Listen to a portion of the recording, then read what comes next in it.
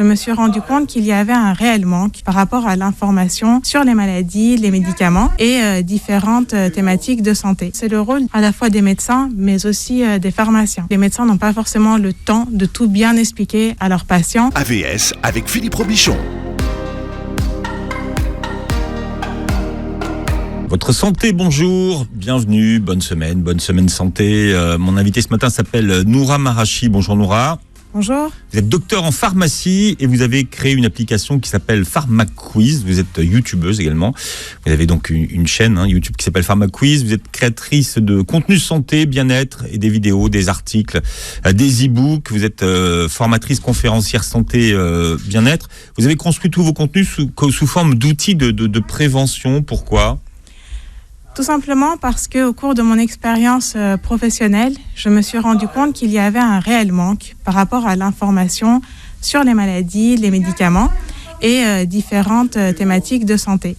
Du coup, j'ai décidé de mettre en place la chaîne YouTube où j'informe sur ces différents sujets de manière très simple et compréhensible pour que toute personne qui n'ait pas forcément de connaissances sur tous ces sujets scientifiques eh bien, puisse comprendre qu'est-ce que la maladie d'Alzheimer, qu'est-ce qu'un corticoïde, afin de pouvoir prévenir et tout simplement traiter correctement les maladies. Mais pourquoi c'est le rôle du pharmacien et pas le rôle du médecin, cette partie éducative finalement ? Je dirais que c'est le rôle des deux professions, à la fois des médecins, mais aussi des pharmaciens. Après, ce qu'il y a, c'est que nous vivons dans une société où il y a beaucoup de contraintes de temps. Et donc, les médecins n'ont pas forcément le temps de tout bien expliquer à leurs patients et de s'assurer qu'ils aient compris. Parce que beaucoup de médecins expliquent, mais le patient ne comprend pas forcément tout sur le moment. Du coup, il dit oui. Et puis, quand il va chercher ses médicaments, bien, il dit au pharmacien, OK, j'ai compris. Et puis, c'est une fois qu'il est rentré chez lui, il se dit, en fait, qu'est-ce qui se passe ? Qu'est-ce que j'ai ? Pourquoi je dois prendre tous ces médicaments ? Et de là, nous intervenons en tant que plateforme d'information et de conseil. D'accord, mais ça, alors une fois que vous allez chercher vos médicaments, là, le pharmacien devrait vous expliquer comment les prendre, en tout cas. Oui, il vous explique comment les prendre, mais après, il n'a pas forcément, comme je vous ai dit, le temps de vous expliquer qu'est-ce que ce médicament va faire dans votre organisme. C'est-à-dire que lorsque vous avez 30 personnes devant vous et qu'il faut fermer dans 5 minutes, c'est un petit peu compliqué de tout bien expliquer correctement, surtout que maintenant tout le monde veut tout rapidement, les gens sont pressés, ils n'ont plus la patience d'attendre et du coup eh bien il y a, par rapport à cette contrainte de temps, il y a ce manque d'information qui s'installe petit à petit et lorsque le patient rentre chez lui, eh bien il peut être totalement perdu. Alors, on parlait d'ail tout à l'heure avec Waïd, mais finalement, quand on regarde toutes les vidéos que vous avez faites, celle qui a le plus de succès, c'est la vidéo sur l'ail.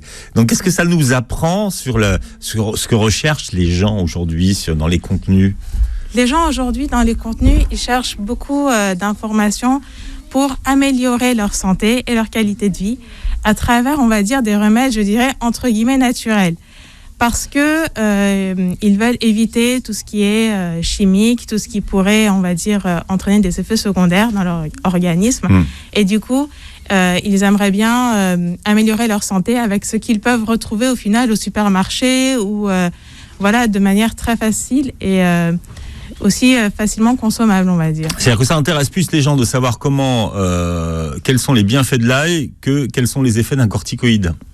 Oui, tout à fait, parce que justement, à travers l'ail, eh bien, ils peuvent retrouver beaucoup de choses, à la fois une propriété anti-infectieuse, à la fois une propriété anti-agrément plaquettaire, donc qui va permettre d'ouvrir leurs artères et aussi de favoriser leur santé.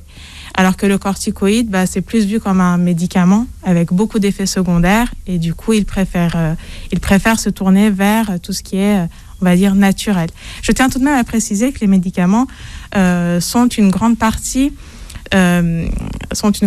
fabriqués à travers des remèdes naturels, d'accord ? Tout ce qui est naturel n'est pas forcément bon pour la santé. Il y a beaucoup de plantes médicinales qui, à forte dose, peuvent entraîner des complications. Et ça, les gens ne font pas forcément la différence entre les deux. C'est-à-dire que parce que ça vient de la nature, c'est forcément bon. Voilà, tout à fait. Alors que la première chose que l'on vous apprend dans les études pharmaceutiques, justement, c'est que une plante peut avoir énormément d'effets secondaires et le rôle, on va dire, du pharmacien, c'est de prendre cette plante, de la modifier pour limiter les effets secondaires, pour faire en sorte justement qu'elle dure plus longtemps dans l'organisme et du coup fabriquer un médicament à partir de ce remède naturel. Donc tout ce qui est naturel n'est pas forcément anodin et sans conséquence pour la santé. Là encore, il faut respecter les doses. Effectivement, respecter les doses et vraiment bien s'informer pour limiter les interactions, parce qu'il y a aussi beaucoup d'interactions entre les plantes et les médicaments.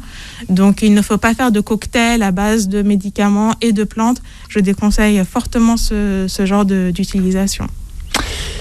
Vous avez été surprise de voir que certains patients qui souffrent de maladies chroniques et qui ont donc des traitements à prendre à vie ne savent pas du tout ce qu'ils prenaient. Exactement. Qu'est-ce que ça veut dire ? Ça veut dire que le patient est passif ? Ça veut dire tout simplement que le patient, il se contente de ce que lui dit son médecin et de ce que lui dit son pharmacien. C'est-à-dire que voilà, vous avez par exemple une hypertension artérielle, vous devez prendre ce médicament et ce médicament. Donc ensuite, le patient, il va à la pharmacie, il prend ses médicaments, il sait que ce médicament-là, il doit le prendre le matin, celui-là le soir. Mais à quoi correspondent exactement ces différents médicaments ? Il ne le sait pas. J'ai vu cela en questionnant les patients lorsque je travaillais en officine. Je leur demandais, alors, vous savez, finalement, cette statine, ce médicament que vous prenez, à quoi est-ce qu'il sert exactement ? Et ils me disaient, c'est pour le cœur. Je disais, oui, mais c'est pour le cœur, mais ça fait quoi exactement ? Vous le savez ? Ils disaient, non, mon médecin m'a dit de le prendre, moi je le prends, et puis voilà.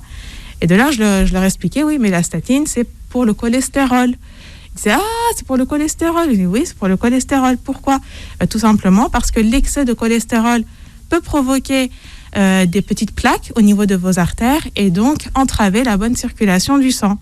Et c'est pour ça que vous devez prendre ce médicament-là. Sachez tout de même que ce médicament, il ne va réduire uniquement que la synthèse de votre cholestérol à l'intérieur de votre corps. Il n'a aucun impact sur le cholestérol que vous allez prendre dans votre alimentation. Donc, il est impératif qu'à côté de ce médicament, vous ayez une bonne hygiène alimentaire, une bonne hygiène de vie, parce que ce médicament-là va juste agir sur le cholestérol que produit juste votre organisme, pas sur ce qui vient de l'extérieur. Et du coup, de là, s'instaure un dialogue avec le patient. Il me dit, je comprends mieux, alors c'est pour ça exactement. Voilà, et puis... Il peut aussi avoir quelques effets secondaires. Donc, si jamais vous recevez des douleurs au niveau des tendons, etc., n'hésitez pas à en parler à votre médecin pour voir un petit peu comment est-ce qu'il pourrait ajuster vos doses, tout simplement. Donc, ils ne connaissent pas l'utilité, ils ne savent pas non plus comment agit le médicament, quel est son mode d'action. Ça, c'est un peu compliqué, c'est de la chimie, non ? C'est un petit peu compliqué, mais pas autant que ça. C'est-à-dire que si vraiment on a la volonté d'expliquer, si vraiment on se dit, OK, là j'ai 30 minutes, j'ai 10 minutes même, j'ai un quart d'heure avec mon patient, je vais lui expliquer simplement. Après, je vous accorde qu'il faut quand même une fibre pédagogique pour essayer de tout expliquer très simplement afin que le patient comprenne. Parce que lorsque l'on est dans ce monde-là, et je n'en doute pas que ce soit les médecins ou les pharmaciens, ils ont un langage qui est très scientifique et ils ont un vocabulaire qu'ils utilisent à longueur de journée de manière automatique. Et lorsque ces mots sont dans votre langage, vous dites, vous n'imaginez même pas que, par exemple, une personne ne sache pas ce que c'est, par exemple, une statine ou le cholestérol.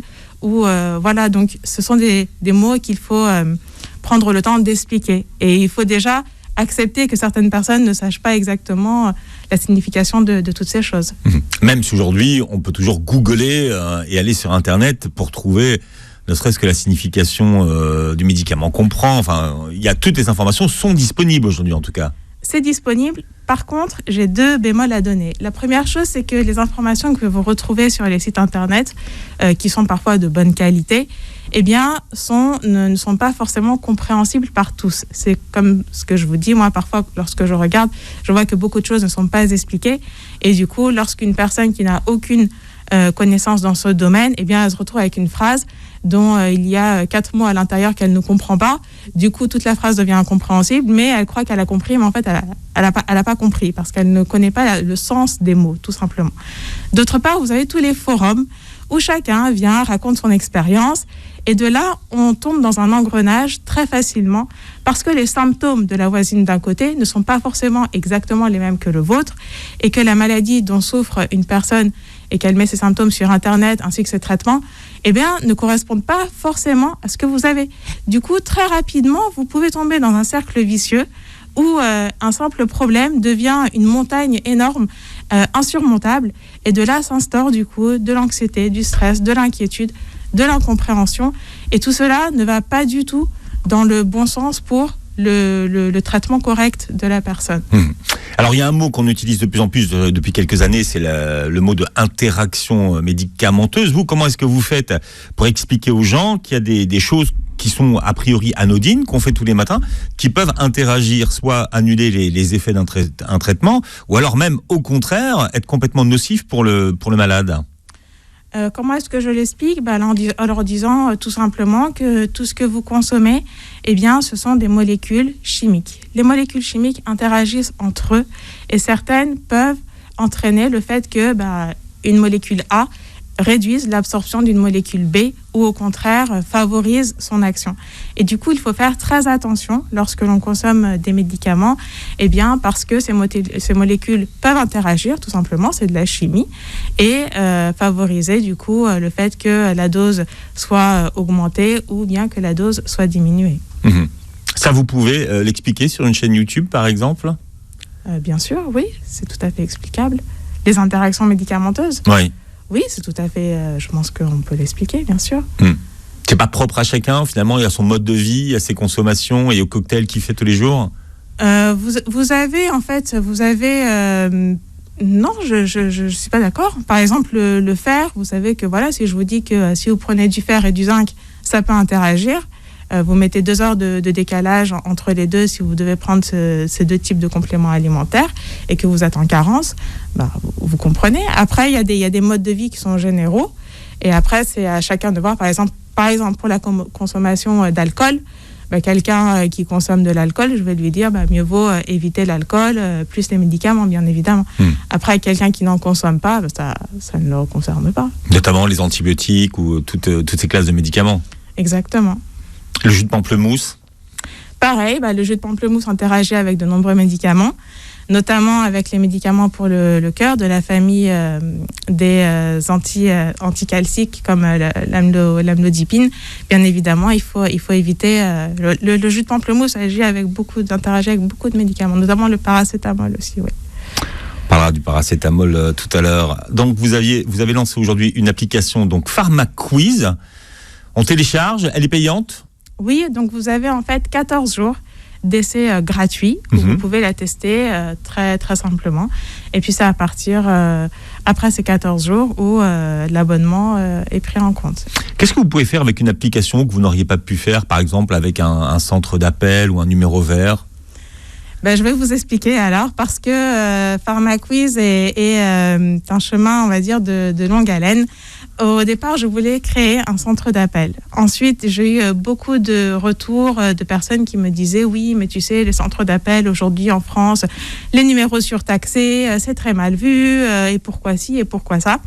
Et beaucoup de personnes m'ont dit également que nous sommes dans une ère où ce sont les applications qui ont pris le pas par rapport aux autres moyens de communication, oui. Exactement. Et du coup, qu'il fallait mieux s'approcher vers une application. Et ce qui s'est passé, c'est qu'au fur et à mesure du temps, lorsque le projet PharmaQuiz a évolué, eh bien, de la simple partie où vous posez votre question et vous avez un professionnel en face qui vous répond, eh bien, j'ai sorti aussi 2 autres parties. Donc, la partie quiz qui vous permet de tester vos connaissances en vous amusant à travers différents quiz santé. Et aussi la partie donc e-book, formation, voilà. Donc ça a été complétant, on va dire. Du coup, un simple centre d'appel, et c'est passé par une application avec 3 modules différents qui permettent à la fois de vous amuser en apprenant de nouvelles choses, de poser vos questions si jamais vous avez un sujet sur lequel vous avez des interrogations, et aussi de continuer à vous informer, à apprendre de nouvelles connaissances à travers les e-books et les formations. Quelle est la définition d'un médicament aujourd'hui ? Un médicament, c'est une substance qui va vous permettre de réparer un dysfonctionnement au sein de votre organisme, tout simplement. Et au-delà, alors si on parle de plantes, d'huile essentielle, est-ce que vous les mettez dans la famille des médicaments ou pas ? Les plantes, tout dépend, je vous ai dit, les plantes à quelle dose est-ce que vous allez la prendre, comment est-ce que vous allez la prendre et pourquoi est-ce que vous allez la prendre. Est-ce que c'est pour prévenir quelque chose ou est-ce que c'est pour traiter quelque chose? Il faut savoir que tout ce qui est plantes, huiles essentielles, etc., sont vraiment efficaces lorsque vous les prenez en prévention. C'est-à-dire que, par exemple, vous avez autour de vous des gens qui souffrent d'hypertension artérielle, vous allez prendre, par exemple, de l'ail pour faciliter la circulation du sang au sein de vos artères et faire en sorte de ne pas atteindre le stade où vous allez être totalement affecté par cette maladie. Donc là, je parle vraiment de prévention. Par contre, lorsque la maladie est installée, lorsque ça y est, le diagnostic est posé, là, les plantes ne vont pas jouer un rôle qu'elles devraient jouer lorsqu'on va aller vers les remèdes naturels. On va se dire, OK, je laisse de côté les médicaments, je prends des plantes et ça va suffire. Non, absolument pas. Lorsque la maladie est installée, il faut se servir des choses qui ont prouvé leur efficacité et qui vous permettent d'améliorer et d'augmenter votre espérance de vie, tout simplement. C'est-à-dire que si vous avez de l'hypertension, il faut être traité correctement au niveau du cœur, au niveau des artères, au niveau de votre cholestérol et prendre en charge tous ces facteurs de risque finalement qui vont vous permettre d'améliorer votre quotidien et aussi d'augmenter votre espérance de vie. Donc les plantes, les huiles essentielles pour des petits bobos du quotidien, je veux bien, en prévention, OK, mais par contre lorsqu'une maladie est installée, il faut la prendre en charge et correctement. Et des questions qui reviennent souvent, c'est notamment la différence qui puisse exister entre un médicament générique et un médicament princeps. Alors la différence, quelle est-elle ? C'est très simple. Un médicament, lorsqu'il est mis sur le marché, est un médicament princeps. Donc un médicament, il faut savoir qu'il est composé de 2 parties. Le principe actif, donc c'est la molécule qui va entrer dans votre corps et qui va agir au niveau, par exemple, je prends l'exemple d'un vasodilatateur qui va venir et qui va permettre à vos artères d'être moins contractées et du coup de faciliter la circulation sanguine.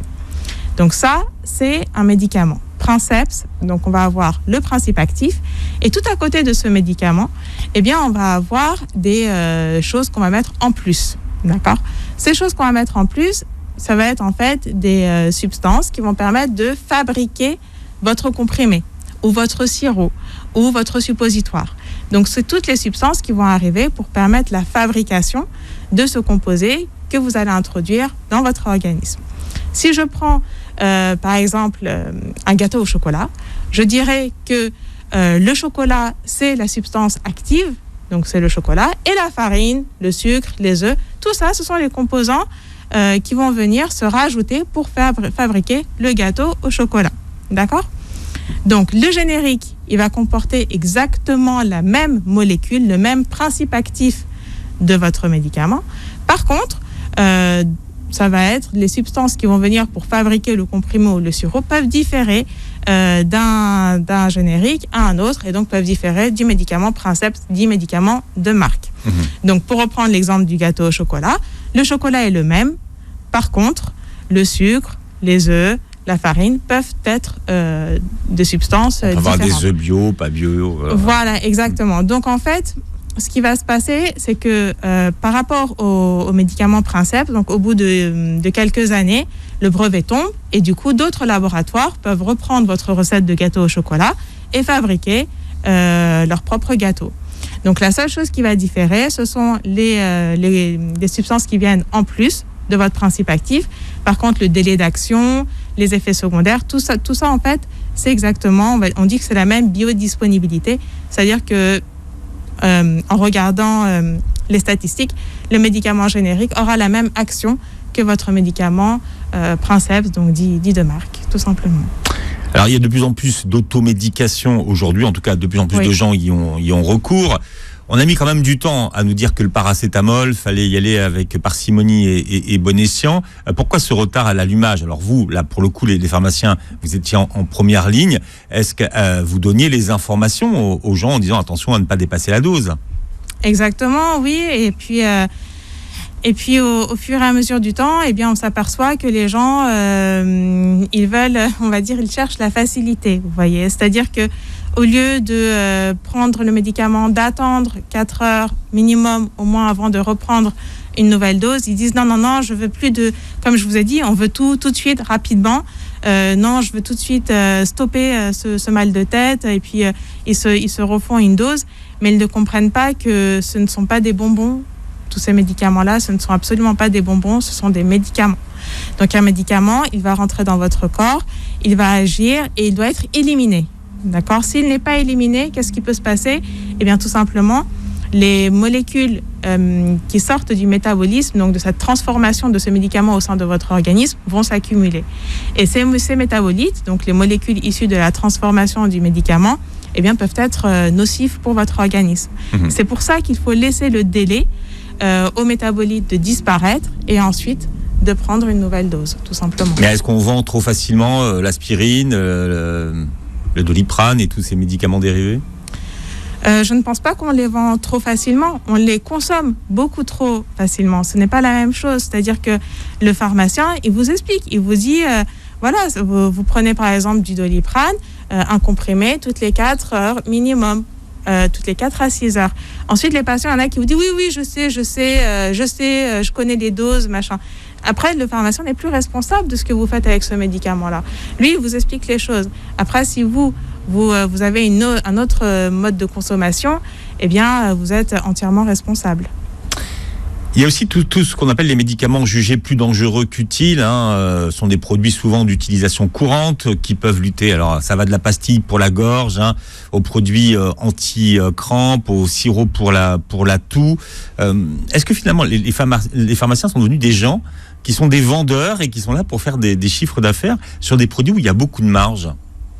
Je ne pense pas. Comme je vous ai dit, moi, j'ai quitté l'officine, ça fait un bon moment. Par contre, lorsque j'étais en officine, je suis désolée, lorsque vous avez des patients qui sont demandeurs de certaines choses, par exemple, qui ne peuvent pas supporter de tousser, c'est tout à fait normal. Lorsque vous souffrez d'une toux sèche et que vous devez vous réveiller le matin à 6 heures du matin et que toute la nuit vous n'avez pas dormi parce que vous avez toussé, c'est très normal de prendre un médicament antitussif qui va réduire votre symptôme, vous permettre d'améliorer votre sommeil et du coup votre qualité de vie et surtout de pouvoir faire vos tâches quotidiennes normalement.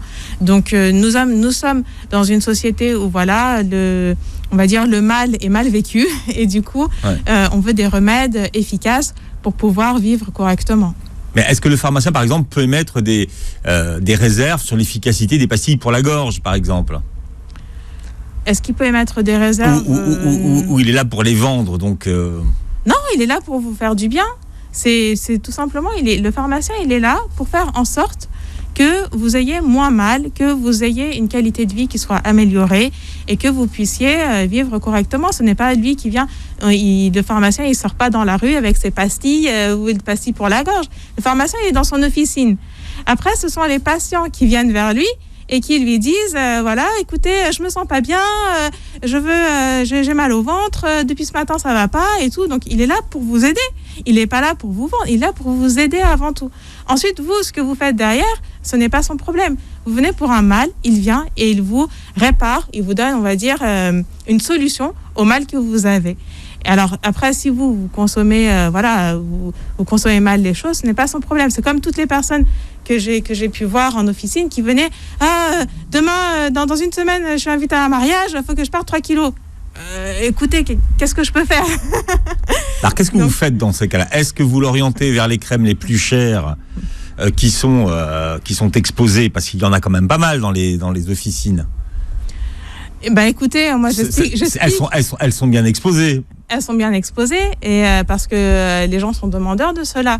Mais moi je leur explique. Je leur dis écoutez, si vous voulez perdre des kilos, déjà c'est pas en 3 jours, ça prend du temps. Après, vous pouvez avoir des solutions qui vont vous aider, on va dire, sur une durée très, très limitée. Mais sachez que ce n'est pas la solution efficace. Et ils me disent, c'est pas grave, je prends quand même. Donc, c'est les patients qui sont demandeurs de cela. Nous, on est là pour aider les gens, pour aider à faire en sorte qu'ils soient en meilleure santé. C'est-à-dire que c'est parce qu'il y a une demande que vous répondez à l'offre, c'est ça ? Exactement, oui. Tout à fait. Vous ne poussez pas à la consommation, c'est ça que ça veut dire, si je vous comprends. Moi, personnellement, après, c'était... En officine, je veux dire. En officine, oui, oui. Mais je suis tout à fait honnête avec vous.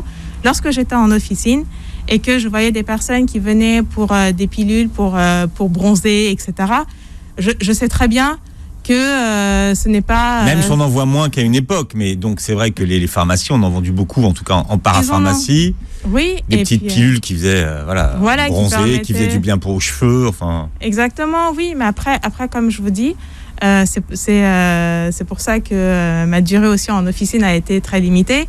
C'est parce que je suis avant tout pour faire en sorte que le patient il comprenne ce qu'il prend et qu'il comprenne aussi que s'il veut des réelles solutions, eh bien ça prend du temps, que ça soit pour bronzer, que ça soit pour maigrir, que ça soit pour avoir une belle peau, et que tout cela passe avant tout par une hygiène de vie. D'accord ? C'est-à-dire que si vous avez une bonne hygiène de vie, vous ne fumez pas, vous ne buvez pas, vous faites du sport, vous avez une alimentation qui est équilibrée, qui est variée, vous mangez des fruits, des légumes, et que vous avez un mode de consommation qui est correct et une hygiène de vie qui est saine, eh bien tout ce que vous trouvez, ce ne sont que des choses qui vont vous permettre psychologiquement de penser que ça ira mieux. Mais tout passe d'abord par, bien évidemment, l'hygiène de vie. Depuis le 1er janvier, les médicaments homéopathiques sont déremboursés. Alors, comment fixer le prix de produits tels que l'homéopathie à partir du moment où ils sont déremboursés? Déjà, le fait qu'ils soient déremboursés par la Sécurité sociale, ça fait que ça va changer le taux de TVA. Donc, la TVA va être forcément plus haute. Est-ce que pour vous, ça va faire monter les prix et que ça va freiner l'engouement pour l'homéopathie? Tout dépend des officines, tout simplement. Ça va être toujours pareil. Donc, les officines qui peuvent stocker énormément de produits, eh bien, elles vont avoir des prix qui vont être relativement raisonnables. Mais toutes les petites officines, malheureusement, comme elles ne peuvent pas avoir de gros stocks, eh bien, leurs prix seront forcément plus augmentés. À noter qu'à partir du moment où un médicament n'est plus remboursé, le prix devient libre. Exactement, oui. Donc après, c'est en fonction de la politique de chaque officine par rapport c'est ça que là, c'est vraiment de la responsabilité et de la politique du prix du pharmacien. Exactement, oui. Tout à de fait. savoir si le prix va augmenter ou pas. Oui.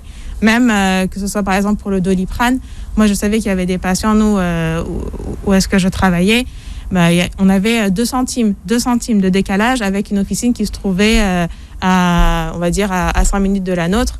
Les gens disaient non, 2 centimes, moi je préfère aller là-bas. Donc après, c'est à chacun de faire son choix où est-ce qu'il prend ses médecaments, tout simplement. Des fois, c'est plus sur des. Des fois, c'est faut plus. vraiment regarder. Oui, bien sûr. Oui, je vous invite à regarder, à comparer. Et puis, il faut aussi savoir que les pharmaciens, maintenant, on va dire que les petites pharmacies, malheureusement, elles prennent tout sur le dos parce qu'elles ne peuvent pas avoir beaucoup de stock. Et du coup, forcément, leur prix augmente. Et du coup, forcément, les gens ne vont pas les voir. Mais moi, je pense vraiment... Pensez à la qualité de ce que vous consommez. Pensez, si vous allez dans votre petite officine et que vous voyez que votre pharmacien, il est avec vous, il vous connaît, il vous donne de bons conseils, il vous donne de bonnes recommandations, il prend le temps de vous expliquer les choses, bien, ce n'est pas la même chose que la pharmacie qui est plus grande, qui ressemble à un hypermarché, où vous avez les gens qui viennent, juste ils prennent leurs médicaments et ils s'en vont. C'est sûr que la qualité n'est pas la même, vous voyez, donc le mode de délivrance n'est pas du tout la même. Donc moi je pense, avant même de regarder le prix, pensez qualité et pensez à votre santé aussi avant tout. Parce que parfois le pharmacien de la petite pharmacie peut vous donner un conseil que vous n'aurez jamais eu en fait ailleurs, et que justement ça pourrait faire en sorte que vous soyez en meilleure santé et que ça aille mieux dans votre vie, tout simplement. Les premières doses du vaccin AstraZeneca seront disponibles en pharmacie dans les prochains jours. Les pharmaciens sont aptes à vacciner contre la grippe saisonnière, sont toujours, eux, dans l'attente du décret qui va leur permettre d'administrer le vaccin contre le Covid-19. Pour vous, les pharmaciens peuvent vacciner contre le Covid ou pas? Est-ce que c'est leur rôle? Je pense que cette stratégie-là, c'est une stratégie qui va permettre de favoriser la vaccination pour les gens qui sont favorables. Après, le vaccin AstraZeneca Oxford est un vaccin qui est, on va dire, qui utilise une technique qui a été déjà utilisée auparavant. Par contre, pour le vaccin de chez Pfizer, Moderna, ce sont des techniques nouvelles, donc qui demandent un certain nombre déjà d'informations préalables aux patients. Enfin, la question, c'est de savoir si finalement, est-ce qu'on a besoin d'être vacciné par un vaccin pour tel ou tel type de vaccin. Donc, vous pensez que pour les nouveaux ARN messagers, il faut un médecin, c'est ça ? Moi, je pense qu'avant toute chose, même avant d'aller chez le pharmacien pour AstraZeneca, avant toute chose, passez par votre médecin traitant, d'accord ? C'est-à-dire que votre médecin traitant est le seul apte à vous expliquer les risques, les bénéfices de la vaccination ou de la non-vaccination. Il vous connaît, il connaît vos antécédents médicaux, il connaît également vos allergies, vos risques d'allergie. Lui seul peut réellement vous conseiller par rapport à cette vaccination, tout simplement. Je pense que ils vous connaissent, ils connaissent votre manière de fonctionner, ils connaissent aussi comment est-ce que vous pensez, parce qu'un patient peut être plus anxieux qu'un autre, un autre peut être, on va dire, plus enthousiaste qu'un autre. Donc, passez par le médecin traitant et suivez les conseils de votre médecin traitant. Voilà. Mais est-ce qu'on est prêt en France pour une vaccination par les pharmaciens, notamment de ce vaccin-là ? Je pense que s'ils ont pris la décision, c'est qu'ils estimaient que nous étions prêts. Après, tout ça, ce sont des décisions qui sont prises au niveau politique. Moi, je n'ai aucune expérience dans le domaine politique. Je suis totalement en dehors de cela. Mais en tant que pharmacien, vous, est-ce que c'est quelque chose ? Est-ce que c'est un geste que vous feriez, par exemple ?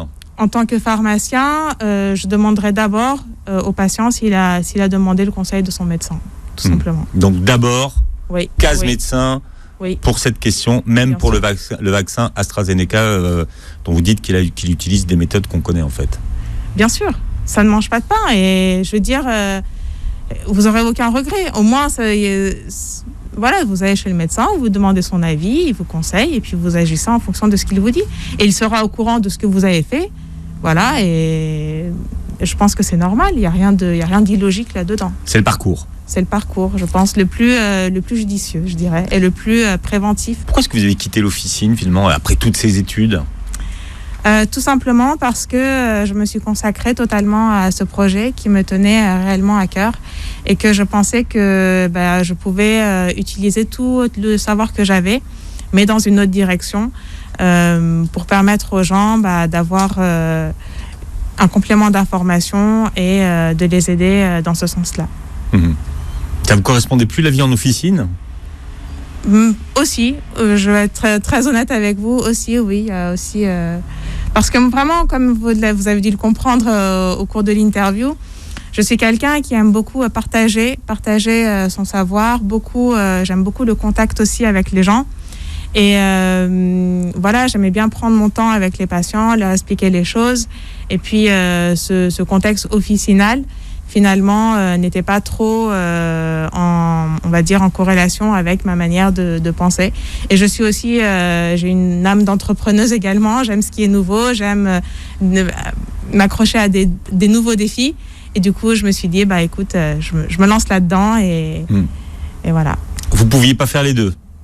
Non, les deux, c'est très compliqué. Lorsque vous vous lancez dans un nouveau projet, une innovation, il faut vraiment que vous y soyez focus toute la journée, H24. C'est un vrai travail d'entrepreneur, ne serait-ce que pour la création du projet, pour trouver des investisseurs, pour trouver les personnes qui vont travailler avec vous, pour mettre en place toutes les vidéos. Je n'avais aucune connaissance dans le monde, on va dire, audiovisuel.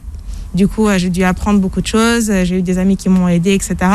Mais effectivement, non, c'est un travail qui me prend toute la journée.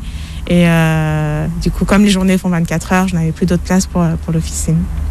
Est-ce que vous pensez que la pandémie qu'on vit aujourd'hui change le rôle du pharmacien ? Et les pharmaciens, on l'a vu, ont été en première ligne, pour le coup. Oui, tout à fait. Ils ont été en première ligne et je pense qu'ils n'ont pas été suffisamment reconnus pour leur rôle. Parce que le pharmacien d'officine est celui qui est le plus, on va dire, on peut aller le voir très facilement, sans rendez-vous. Chacun peut aller voir son pharmacien. C'est, on va dire, le professionnel de santé qui est le plus proche de la population. Je parle vraiment au niveau de la disponibilité.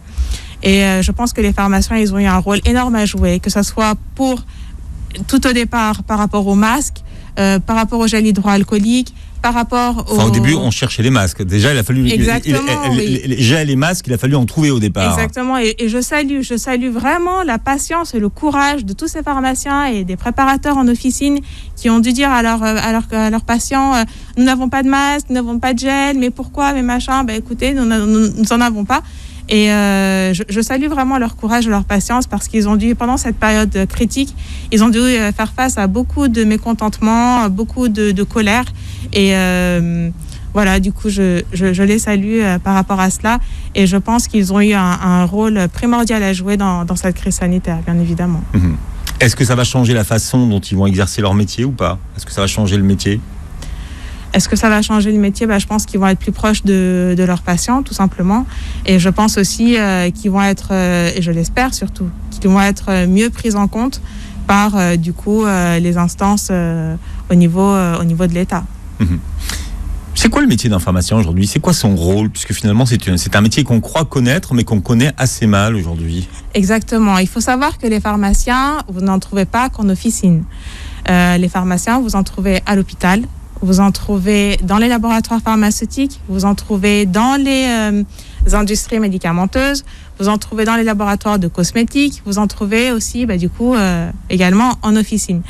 Donc, chaque pharmacien a un rôle particulier dans le domaine où il exerce sa profession. Le pharmacien que vous allez trouver à l'hôpital, il va être vraiment en complémentarité de l'équipe médicale et il va permettre aux patients d'avoir à la fois son diagnostic, sa prise en charge par les médecins, les chirurgiens, les infirmières, mais également sa prise de traitement par le pharmacien. Donc le pharmacien, il est là vraiment pour s'assurer que le patient prend des traitements aux bonnes doses et qu'il n'ait pas d'effets secondaires, etc. Ensuite, vous avez tout ce qui est les pharmaciens des laboratoires pharmaceutiques. Donc, eux, ils sont là pour vous fabriquer les médicaments qui vous permettront tout simplement d'être en meilleure santé par rapport aux différentes pathologies qui peuvent arriver. Vous avez tout ce qui est les pharmaciens qui sont au niveau cosmétique. Donc, eux, ils sont plus sur le domaine de l'esthétique, de la peau. Et vous avez aussi les pharmaciens que vous allez retrouver en officine qui sont proches de vous. Et à l'hôpital aussi, vous avez également une partie où les pharmaciens délivrent les médicaments aux patients, surtout pour les médicaments, certaines catégories de médicaments comme le VIH ou certains types de cancers où les patients viennent les chercher à l'officine. Donc en fait, chaque pharmacien a son rôle à jouer. Et il est très important de voir en fait que ce ne sont pas juste des vendeurs de médicaments, non. Ils ont fait des études, ils ont un savoir, donc n'hésitez pas à les questionner. C'est bac plus combien, pharmacien ? Bac plus 6. Moi, j'ai fait 1 an de plus pour ma thèse, donc voilà. Et un concours à l'entrée. Voilà. Ouais, donc c'est quand même de longues études. Hein. C'est de longues études, très passionnantes, très intéressantes. Donc n'hésitez pas à parler avec votre pharmacien, il connaît beaucoup de choses. Sur votre chaîne YouTube, il y a des médicaments, il y a des classes de médicaments, mais il y a aussi beaucoup d'autres choses que des médicaments. Il y a des produits qu'on consomme tous les jours, il y a des légumes avec leurs bienfaits. On parlait tout à l'heure des crèmes qui font mincir. Alors il y a aussi une autre classe de crèmes qui génère de grosses marges et dont on connaît assez peu l'efficacité, mais qui vendent du rêve. Ce sont les crèmes anti-rides et les crèmes anti-cernes. Donc, vous avez fait une vidéo là-dessus. Hein. Qu'est-ce qu'il faut savoir sur les principes actifs d'une crème quand on va acheter une crème anti-rides ? Eh bien, pour les crèmes anti-rides, il faut savoir ce qui est très important, c'est de voir de quoi est-ce qu'elle est constituée et à quel pourcentage. Par rapport à la peau et même par rapport aux rides, donc on va utiliser des antioxydants qui vont permettre de limiter votre vieillissement cellulaire. Ces antioxydants, comment se nomment-ils ? Il y a la vitamine A, il y a la vitamine E, il y a l'acide hyaluronique, il y a...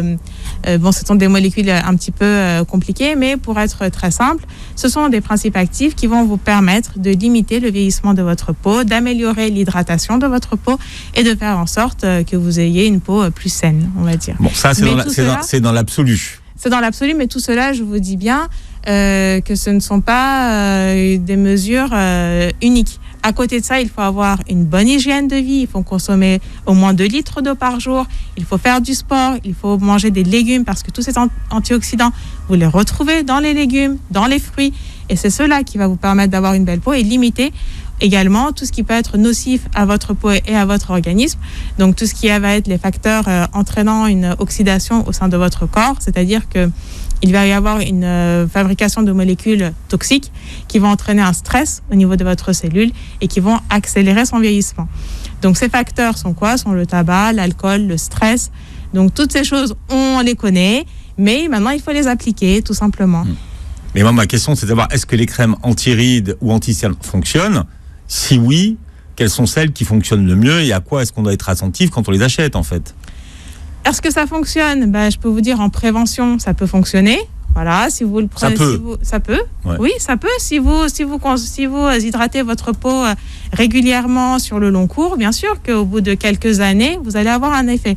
Je dis bien au bout de quelques années, pas au bout de quelques mois ni quelques semaines. C'est un travail de longue haleine. La peau, il faut l'entretenir, il faut l'hydrater.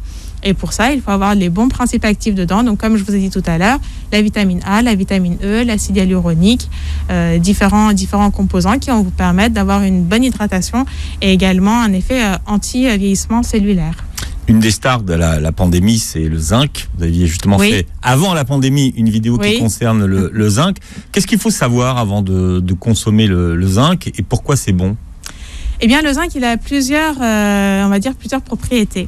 Il intervient au niveau de notre organisme en tant qu'antioxydant. Donc, il va permettre de retarder le vieillissement cellulaire. Il va permettre d'activer notre système immunitaire. Il va faire en sorte d'entrer aussi dans la composition des différentes protéines et d'enzymes au sein de notre organisme. Donc, le zinc, on en a beaucoup parlé tout simplement par rapport à son effet sur le système immunitaire. Je tiens tout de même à préciser que le zinc fait partie des oligo-éléments et des minéraux dont la carence est très rare lorsque nous avons une alimentation qui est équilibrée, qui est variée. Donc, il faut savoir que ces compléments alimentaires, donc notamment le zinc, a une marge d'activité qui est très limitée. C'est-à-dire que si vous êtes en carence, il y a un problème. Et si vous êtes en surdose, il y a un problème aussi. Donc généralement, comment on connaît le juste curseur là? Comment on le place? Le juste curseur, il faut savoir que c'est la carence en zinc, comme je vous l'ai dit, elle est très rare. Si vous consommez de la viande, si vous consommez des graines de sésame, si vous consommez du pain complet, en principe, vous n'avez pas de carence en cet oligo-élément. Par contre, la vitamine D, oui, là, vous pouvez être en carence parce que c'est une vitamine qui est absorbée grâce aux rayons du soleil. Comme nous vivons dans une région pas très ensoleillée, vous l'avez remarqué, eh bien, vous pouvez être en carence de vitamine D. Par contre, le zinc, comme le cuivre, comme d'autres oligo-éléments et minéraux, eh bien, ce sont des substances dont la carence est très rare. Si vous avez, je le redis bien, si vous avez une alimentation qui est variée et équilibrée, c'est-à-dire que si vous avez un régime qui est strict, restrictif, peut-être que vous pouvez être confronté à cette carence en zinc. Mais sinon, en principe, tout le monde a la dose qu'il faut dans son organisme. Bon, Noura, on était tous dehors hier, on s'est tous rechargés en vitamine D, hein. Tout le monde était dehors hier, c'était incroyable. Oui, et je tiens à dire que vraiment, faites attention. Ce n'est pas parce que le soleil est là qu'il faut reprendre les bonnes vieilles habitudes. Les bonnes vieilles habitudes, vraiment, je pense que si on se respecte, on respecte son corps, on respecte sa santé avant tout. Et il faut respecter sa santé et la santé de ses proches. Sachez que... Ok, nous avons un petit peu de liberté parce que le confinement n'est pas là, mais qu'il ne faut pas en abuser parce que cette simple liberté peut être prise. Je suis désolée, mais si jamais vous vous retrouvez en réanimation sous respiration artificielle, vous n'aurez aucune liberté. Donc, faites en sorte de profiter, oui, mais respectez vraiment les distances, portez le masque. J'insiste énormément parce qu'on parle beaucoup de la vaccination. Mais le premier geste, sans effet secondaire, accessible à tous, c'est le port du masque. Portez-le correctement. Je suis désolée, le nombre de personnes que je vois qui portent le masque sous le nez, sous le menton. Mais pourquoi vous faites ça, en fait? J'ai envie de vous dire, pourquoi est-ce que vous faites ça? Autant ne pas le porter. Autant ne pas le porter. Et il y en a qui disent, oui, mais ça me bloque la respiration. Tout ça, c'est psychologique. Il faut vous dire non. Heureusement, merci, j'ai des poumons, je respire. Donc, juste ce fait-là, il peut vous être pris, en fait. Donc, ayez conscience de cela. Faites en sorte de respecter vos poumons. Je suis désolée, mais ça me touche beaucoup parce que je sais que ce sont des choses qui sont, si elles sont respectées correctement, ça peut nous éviter énormément de dégâts. Et c'est comme ça qu'on l'a vu que dans les pays de l'Asie, ils ont pu justement limiter les dégâts parce qu'ils ont une discipline à ce niveau-là que malheureusement nous n'avons pas forcément. Je voulais qu'on termine sur un aliment que vous êtes peut-être la seule à défendre et dont vous dites que c'est un anticancéreux, c'est la pomme de terre. Oui. Je connais très peu de gens qui font des vidéos sur les bienfaits de la pomme de terre, légumes oubliés et peut-être injustement. Alors, qu'est-ce qu'elle a de formidable cette pomme de terre ? Ça tombe bien parce qu'en plus on a des stocks en ce moment, donc il y a des patates à manger. Hein. La pomme de terre, en fait, c'est un légume qui a énormément de bienfaits, mais qui est très controversé par rapport à son mode de cuisson. Parce que quand on parle de pomme de terre, on pense tout de suite à friture, huile, c'est pas bon. Alors que la pomme de terre, elle a énormément de bienfaits. Elle est constituée de fibres qui sont très intéressantes, notamment pour le transit intestinal. Elle a également de nombreuses protéines, des vitamines, des oligo-éléments, des minéraux. C'est un légume qui est, s'il est consommé correctement, il est très bon et peu calorique. J'insiste sur le fait, peu calorique. Si vous faites une pomme de terre à la vapeur, par exemple, vous avez beaucoup moins de calories que des pommes de terre sous forme de frites qui peuvent vous apporter à la fois les éléments nutritifs, mais aussi un apport calorique raisonnable. Je connaissais quelqu'un qui faisait du jus de pomme de terre. Vous avez dégoûté, vous, le jus de pomme de terre ? Non, alors là, jusque-là, non. Il disait que c'était plein de vertus, donc vous n'en êtes pas là. Et pourquoi anticancéreux, alors ? Anticancéreux parce qu'il contient des antioxydants, tout simplement. Tous les légumes qui contiennent des antioxydants sont anticancéreux parce qu'ils vont limiter, justement, le développement anormal de vos cellules. Donc, tout simplement. Patate au four. Patate douce aussi, je dirais, c'est très bien. Ouais. C'est les mêmes vertus, la patate douce et la pomme de terre ? Ils ont des vertus semblables, mais c'est deux légumes différents. Bien, voilà. Alors, toute la suite se trouve sur votre chaîne santé, donc c'est PharmaQuiz, pour ceux qui veulent s'abonner. Vous pouvez également télécharger l'application. Donc, qu'est-ce qu'on trouve sur l'application, Noura ? Et bien sur l'application, vous trouvez dans la première partie des quiz de différents niveaux, parce que vous savez comme moi que la meilleure manière d'apprendre, c'est de pouvoir s'amuser en même temps. Du coup, je me suis dit que dans PharmaQuiz, il y a quiz, donc pourquoi pas faire des quiz santé. Et de là, j'ai commencé à poster des quiz sur mon compte Instagram et j'ai vu que c'était les posts qui avaient le plus d'engagement. Donc les gens répondaient tout de suite. Un exemple de question que vous posez aux gens ? Un exemple de question, tout simplement, où est-ce que, par exemple, qu'est-ce que je peux vous dire ? Mon dernier quiz, par exemple, le zinc.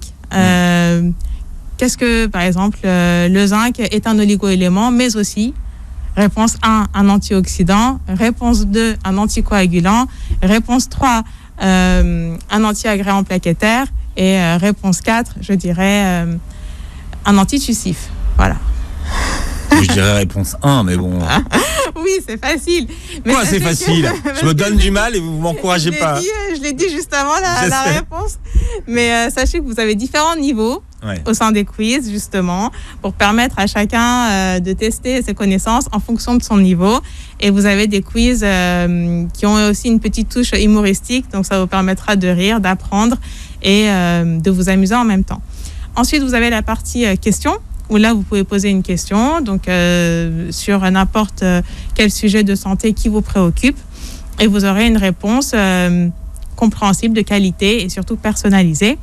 Et dans la troisième partie, vous avez toute la collection des e-books, des formations dont vous pouvez accéder très facilement, qui vont vous permettre de vous sensibiliser, de vous informer sur les maladies les plus courantes qui peuvent être évitées, notamment comme l'hypertension artérielle ou le diabète de type 2, par exemple. Voilà, Noura Marachi avec nous, donc l'application PharmaQuiz. Tout est en minuscule, hein. Si on veut taper, c'est ça ? Oui, oui. Bien, merci d'avoir été avec nous ce matin. Vous réécoutez l'émission en podcast sur la chaîne de Beurre FM, beurrefm.net, et puis vous regardez la vidéo sur la chaîne YouTube de Beurre FM. Merci Noura d'avoir été avec nous. Merci infiniment. Et très belle journée santé sur Beurre FM.